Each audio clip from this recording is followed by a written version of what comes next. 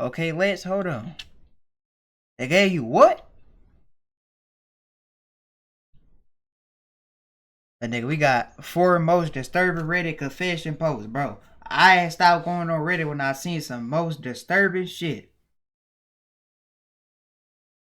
I seen the most disturbing motherfucking shit on Reddit, bro. I'll never take my ass on there ever again. Boy, I couldn't eat for 2 days. I'm not even finna say what I seen, bro, cause that shit gonna pop back up in my head, bro. But stay off of Reddit, bro. If y'all be on Reddit, if y'all never been on Reddit, don't even try to go on it. Yet straightforward question on r/askreddit stating, "What is the most messed up thing you have ever done?"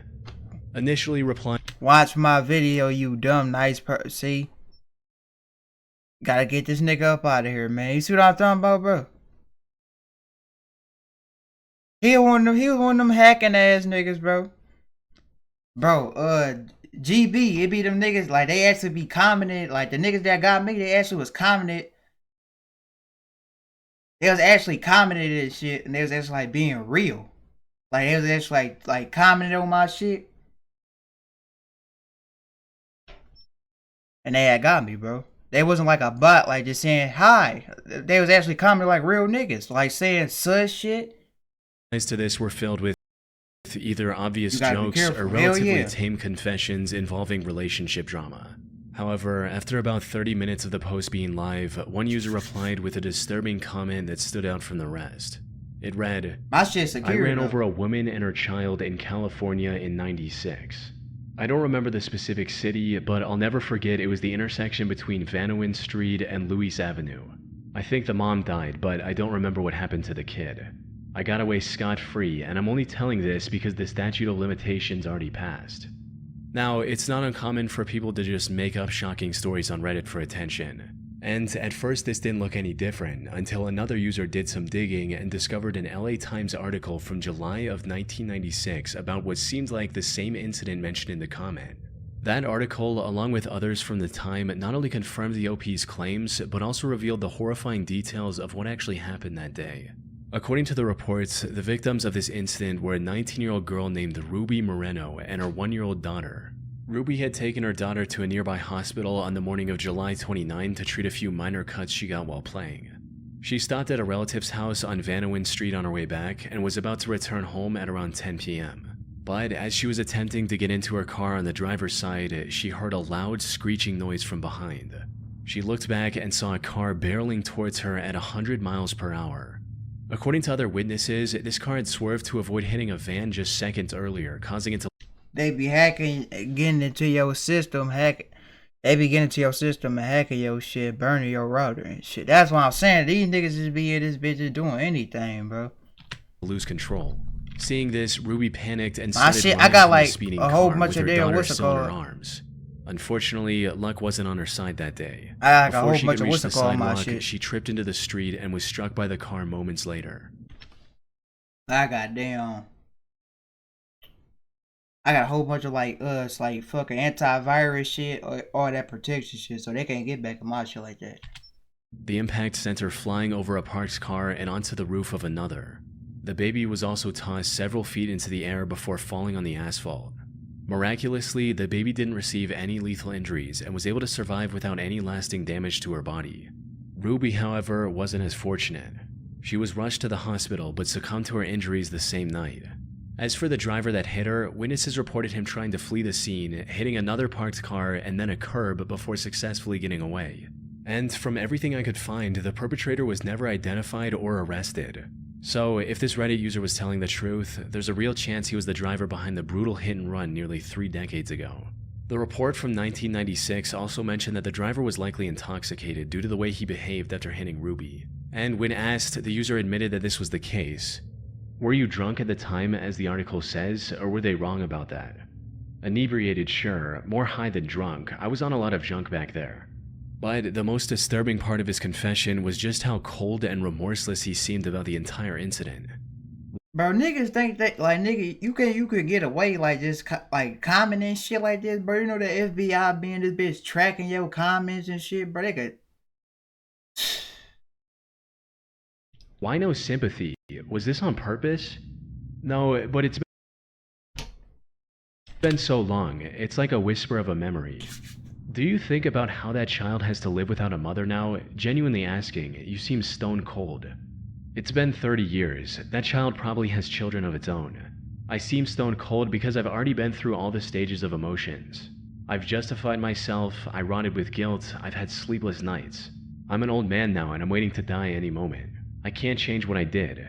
I can't even pay for my crime anymore because California doesn't send people to prison only on a confession, and regardless, my health alone would render me incompetent to stand trial. There's nothing tying me back to that day but my word. Hey, the nigga ain't Which gonna brings feel us to the sorry big for your question. ass, bro. Was the OP actually telling the truth? When you used to play COD with some Unfortunately, of the us? answer to this is a bit more Weird, complicated bro. than it initially seems. For starters, his story does match his I don't actual even get what's so like excited for niggas to hack you and shit. Like, what do you get out of that, bro? incident that happened back You in feel good after that? 1996, right down to the exact intersection he mentioned in his confession. He also added several details that didn't seem made up, and even gave a reason for why he was finally willing to confess now, because the statute of limitations had long expired. That said, there also seems to be some potential inconsistencies. Some reports claim the driver was with another passenger, and that they actually fled on foot. However, the OP not only didn't mention any passenger, but also claimed that he still had the car. He even cited its damaged condition as the reason he became aware of the accident, writing, "What was your reaction to what happened? I was too hopped up on various types of drugs to notice. It was only the day after when I saw the dried blood on my bumper." This could point to the possibility that the OP wasn't behind Ruby's accident at all. He maybe stumbled upon the 1996 article online, memorized key details like the year and the street name to make it seem real, and then fabricated the rest of the story as users pressed him with more questions, all just to get some attention on the internet. But at the end of the day, we don't know. Although if he was telling the truth, several users have already alerted California authorities of his comments. I mean, ain't nothing they can do, bro. But I mean, they can't trace In May that of comment down. 2012, a Reddit user asked others to share a secret which, if came out, could ruin their lives. And while this post received over 44,000 comments in total, one chilling confession stood out above the rest. About 9 hours after the original post went up, a user replied with a haunting story of his own, reading, "I accidentally killed 7 people. I put a rag into a new water heater exhaust to keep debris out and installed it in a rental. I get a call a week later. There's been That an shit accident. weird, bro. I show up and there's a ton of EMS and police. They ask me where the gas shutoff is, and I go down to shut the gas off and see the end of the rag I forgot sticking out of the top of the heater. Rip the rag out, shut the gas off, and headed upstairs, only to be told all the tenants were dead. I drink all day now and sleep. It's killing me from the inside every single day, but if I say anything, my family is ruined. We have a bunch of rental properties and we'd be shut down." This reply caught the attention of thousands of other users who wanted more details on what exactly happened. Unfortunately for them, the account that posted this was a throwaway, and the OP didn't post a single comment after that, possibly to avoid incriminating himself any further. But when users didn't get the answers they were looking for from the OP, they began looking outward, and it didn't take long for someone to track down the news article talking about the tragic accident. According to these reports, the incident took place on December 16, 2006 in Kirksville, Missouri, where 7 victims, including 5 young adults and 2 children, passed away in their sleep due to carbon monoxide poisoning. However, while this part matched what the OP said in his comment, the conclusion the investigators reached was completely different. In his report, the police chief spearheading the investigation stated that the heating system was functioning properly and was not the source of any problem. Instead, one of the victims' vans was left running in the closed garage. This generated a lot of carbon monoxide throughout the night, which slowly filled up the apartment and eventually ended up taking the resident's life. So, did the OP really get away with killing 7 innocent people because of his gross negligence? Sadly, the answer is not as clear-cut as many would hope. There are multiple possibilities, and any one of them could be true. For instance, Like, these motherfuckers is sick, bro. Like, even if they didn't do it, these niggas is sick. if Sick we as assume that hell, OP bro. was telling the truth from his perspective, it's completely possible that the accident did have nothing to do with the heating system. But since the OP saw the rag stuck in the heater, he assumed it was his fault and has been blaming himself ever since. On the other hand, there's also a chance that everything unfolded exactly as the investigation concluded. OP just took this real accident and made up the story about him forgetting the rag for attention on Reddit. This would also explain why the police would let him casually walk into a potential crime scene without any supervision. We can even take this a step further and assume that the OP wasn't even the landlord and just read about the incident online. That all said, it's still completely possible this story is legit and that the rag was the cause of the deaths, or perhaps a combination of the van and the rag. The OP hasn't posted any new updates on his throwaway account in the last 13 years, so whatever the truth is, we may never know for sure. On May 2nd, 2017, users on the Canada News subreddit came across a lengthy post titled, "Wanted for Kitchener Murder, My Side." This was a reference to a horrific murder that took place in Kitchener, Canada just a few days earlier. And to everyone's shock, this post was written by the prime suspect, Ager Hussein. He was still on the run but wanted to tell the internet what exactly happened on the night of the incident. However, what seemed like a desperate attempt Bro, these niggas gotta have some balls or something. Like, these niggas just brave as a motherfucker doing this, boy. I be paranoid as hell, bro. Nigga, he and this bitch confessing what he did on Reddit. Like, these niggas is sick or there's something going on. I don't know, bro. To share his side of the story would later turn out to be a part of his plan to evade the consequences for his actions. Though the events that led up to this started 15 months earlier in February of 2016, when 21-year-old Ager Hussein met 21-year-old Melinda Vasilier in Kitchener. The two quickly became infatuated with one another and began dating just weeks after their first encounter. However, while things went quite well for the first year or so, the two eventually started bickering and fighting with each other. This resulted in the two breaking up in April 2017 via text, and that's when things took a turn for the worst.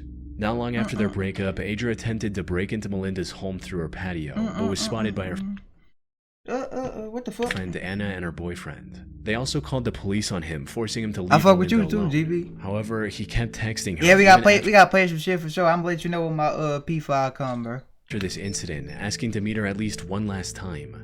She eventually agreed and invited him to her home, hoping to talk things through and end the relationship on respectful terms. They decided to meet on the night of April 27th, but when the time came, Ager didn't show up. Melinda had asked her friend and sister to stay with her at home while Ager was visiting. However, since Ager was a no-show, she gave them the go-ahead to carry on with their night and the two left. They returned shortly after midnight, and to their surprise discovered that Ager had shown up while they were gone and was now in Melinda's room with her. The girls confirmed Melinda's safety before heading off again to get food. This trip took barely 30 minutes, but by the time they came back, things had somehow spiraled into a complete nightmare. The apartment was in complete disarray and there was no sign of Ager anywhere. And as they stepped further into the apartment, they found Melinda lying face down on the kitchen floor in a pool of blood with her body covered in dozens of wounds. They rushed in to check on her, but tragically, it was already too late. Melinda had no pulse. After composing themselves, they contacted the police and told them everything they knew, sparking a nationwide manhunt for Ager. However, despite days of searching, the investigators were unable to find anything about his current whereabouts. That is, until a post from Ager himself popped up on Reddit explaining everything that happened from his perspective. He opened his monologue by going over the history of his and Melinda's relationship, how they were perfect together, and that he was even planning on proposing to her before everything fell apart. After spending a bit more time going over the timeline of the relationship, he moved on to talking about the day of the incident. And according to him, this is what happened after Melinda's friend and sister checked up on them. We continued to talk and finally decided it was worth it to try one more time. Anna and her other friend left the house to grab food. We both let everything out and our relationship was back on track. As I'm getting ready to leave, she asked me if I had done anything with any other girls while we were on a break or any time we were on a break. I told her we needed to be honest and said yes and told her about it. She started freaking out, wouldn't say a word, just kept slapping me with tears in her eyes. Slaps turned into hits. I told her I was sorry, but if she didn't stop, I'd do something back. She didn't stop. I then stupidly pushed her, harder than I expected. She fell against the sink. She hit her head. This was the first time I ever did something physically violent towards her. I told her I was sorry. She said, leave now. I began saying sorry even more and asked if I could get a hug. She was still crying. I go up to her to try and give her a hug. Almost out of nowhere, she grabs a knife by the sink. Initially, I thought she was just going to hold it to try and tell me to leave. She doesn't. She comes at me full force, aiming towards my face. I tell her to stop. She doesn't. Nah, bro, either this could be cap or it be true. But I think it's cap because, nigga, if this was the case, you would never have ran the fuck off and shit. I don't care how scared I am, nigga. If I know she came at me first, nigga, I'm turning myself in, bro. I tried grabbing the knife but ended up cutting my hands. After a few cuts, I lost it. I freaked out. I was scared and in a state of shock. Never in 100 years did I think she would use a knife against me. Out of shock and fear, I grabbed one. I hit her with it, almost blindly, a few times. I didn't know what happened. I was confused, shocked, and scared. I had no intentions of that happening. When I left, I honestly thought she just passed out. Then I looked at the blood and started freaking out and just ran. I didn't know for sure she had died until the next day. I honestly had no intention of ever doing that to her. I was protecting myself. From there, he went on to talk about the amount of regret and sadness he was feeling for what happened to Melinda. He also expressed his shock over the news calling this a targeted attack. Now, on their own, these look like the words of a man desperately trying to clear his name after an accident, when in reality, every word in this post was carefully selected by Ager to make himself look as innocent as possible. For instance, he claimed that Melinda often slapped and hit him near the beginning of his story, so that it doesn't seem suspicious when he mentions it later. When, according to people who knew her, Melinda was extremely sweet and had no violent tendencies. Ager also downplayed the break-in attempt, claiming he merely visited her house to talk, and even left out the part about Melinda getting a restraining order against him following that incident. He also mentioned that he swung his knife just a few times in self-defense, when in reality, autopsy results showed a staggering 47 different wounds on her body. Luckily, by this point the police knew that he crossed the border a few hours. Nigga, I ain't gonna walk, bro. Yeah, some shit ain't adding up, bro. Even if this was the case, bro, you still like shouldn't grab. You shouldn't like do that shit to no female nigga. If she's grabbing like she's trying to stab you, nigga, grab that by her arm, nigga. Take that knife out of her hand, nigga. They just use it and put that bitch up or something. They go get all the other knives, bro. You ain't had to just go stab her and shit. You do it too much. I would never put my hands on the female even if I'm stabbed. I'll just grab her hand, take the damn knife out of her shit. That's what I do. Later, and was now hiding in the US. And while it did take them a few weeks to pinpoint his location, they were eventually able to arrest and charge him with the murder of his once girlfriend. Further investigation also revealed other twisted methods he tried to seem more innocent, like sending a message to Melinda saying, "Nice seeing you tonight, glad we worked things out. Anyways, see you soon," hours after committing the crime. He stood trial on October 2023, where the jury concluded his motive boiled down to, "If I can't have you, no one can." He was given a life sentence with the possibility of parole after 16 years. This nigga doing. On June 7, 2019, a throwaway account made a post on the Confession subreddit claiming to be responsible for the deaths of several people. The post opened with the OP talking about his life goal 4 years. Or run out the house, and you better be hauling ass like you damn Noah Lyles, nigga. Nigga, shit. If I run out the house, nigga, I'm making sure, nigga. Let's say if she got that door lock and shit, though, you gotta unlock the door. Did she coming full for? That's what I'm saying. You gotta take that knife out of her hand first. Throw that bitch, and then when she try to hurry up and grab, go get it, nigga. Hurry up and lock that door, nigga. Get the fuck on. Years ago, how he didn't get stuck in a 9-to-5 cycle. So he came up with a different business plan, selling substances. However, this really didn't work out as well as he'd hoped. He hated meeting people in person and was constantly afraid of someone finding out who he was and where he lived. But then he learned about a popular marketplace for illicit substances on the dark web and started using that to conduct business. Things were going well, and even upgraded from selling just 3 substances to shipping several much more potent options as well. Unfortunately, what started as a major boom for his business turned into a massive disaster when he accidentally sent the wrong items for a few orders, stating, "I put all my addresses into an Excel spreadsheet along with their name, zip code, order, along with the amount.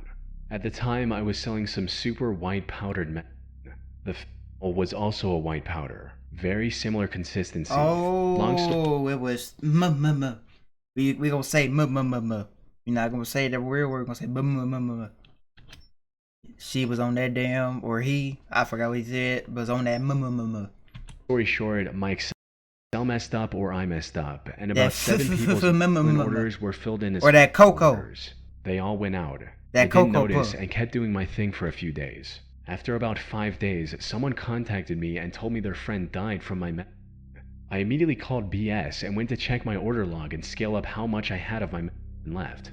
Well, I had about 11 grams more than I should have. I still don't know how it could have happened. I wasn't a user, but I definitely was high. Put simply, the OP accidentally sent a much harder substance to his customers. And while I can't mention its name on YouTube, it is known to be extremely lethal in even relatively small quantities. He later searched the names of these customers online and discovered that at least 5 of them had passed away due to his mistake. The sheer gravity of his actions prompted him to immediately abandon the drug trade and rebuild his life, stating, "I immediately deactivated my vendor account. I didn't even need confirmation. I knew what happened. I knew I just killed several people. I sold the rest of my drugs, converted my Bitcoin to cash, and moved away. Didn't speak to anyone for weeks. Found a job in a restaurant, living in a city I always wanted to. I haven't touched drugs since that day. I haven't had anything to do with that life since then." However, the OP ended the post by claiming that, despite getting as far away from his old life as he possibly could, the guilt of being responsible for so many lost lives still weighs heavily on him, and that the only reason he confessed everything on Reddit was to finally get it off his chest, hoping it might bring him some sense of relief. Now, whether this actually helped him feel any better or not is completely unknown. This was his first and last post from this account, and he hasn't posted any updates since. As for if he was actually telling the truth, that much is uncertain. It's near impossible for me to track down any news articles about his unfortunate customers, given that over 100,000 people every year lose their lives from that same substance. That said, many users in the comments believe the story was genuine, and some even express sympathy for the OP's situation, though I doubt we'll get any concrete answer on this confession's legitimacy anytime soon.